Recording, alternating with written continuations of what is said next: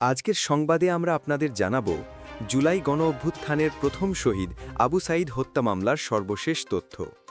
জাতীয় নাগরিক পার্টির দক্ষিণাঞ্চলের মুখ্য সংগঠক হাসনাত আবদুল্লাহ সাক্ষ্য দিচ্ছেন আন্তর্জাতিক অপরাধ ট্রাইব্যুনাল ২-এ।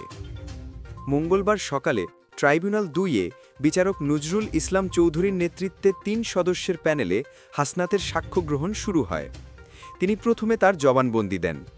ট্রাইব্যুনাল সূত্রে জানা গেছে, এর আগে ২১তম সাক্ষীর জবানবন্দি গ্রহণ করা হয়েছে। হাসনাত আবদুল্লার সাক্ষ্য গ্রহণ শেষে তদন্তকারী কর্মকর্তাও মামলার বিবরণ ও প্রমাণের উপর জবানবন্দি দেবেন। এই প্রক্রিয়ার পরই মামলার সাক্ষ্য গ্রহণ অধ্যায় শেষ হবে। মামলায় মোট ৩০ আসামির মধ্যে বর্তমানে ৬ জন গ্রেফতার অবস্থায় হাজির রয়েছেন। এ মামলার পাশাপাশি ট্রাইব্যুনাল ১-এও গুরুত্বপূর্ণ মামলা চলছে। সেখানে শেখ হাসিনা সহ ১৩ জনের পক্ষে শুনানি শুরু হয়েছে। অভিযুক্ত ৩ সেনা কর্মকর্তারও উপস্থিতি নিশ্চিত করা হয়েছে। রাষ্ট্রপক্ষের অভিযোগ গঠন ইতোমধ্যেই ৭ ডিসেম্বর সম্পন্ন হয়েছে।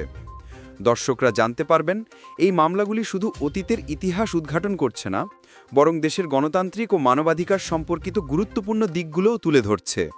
এটি আমাদের শেখাচ্ছে যে ন্যায় বিচার ও সত্যের পথে অগ্রসর হওয়া কতটা জরুরি। আপনি যদি সত্যের পক্ষ ধরে রাখার গুরুত্ব বুঝতে চান, তাহলে লাইক দিন, শেয়ার করুন এবং সাবস্ক্রাইব করুন। আমরা আপনাকে সর্বশেষ খবর ও গুরুত্বপূর্ণ ট্রাইব্যুনাল আপডেট পৌঁছে দেব।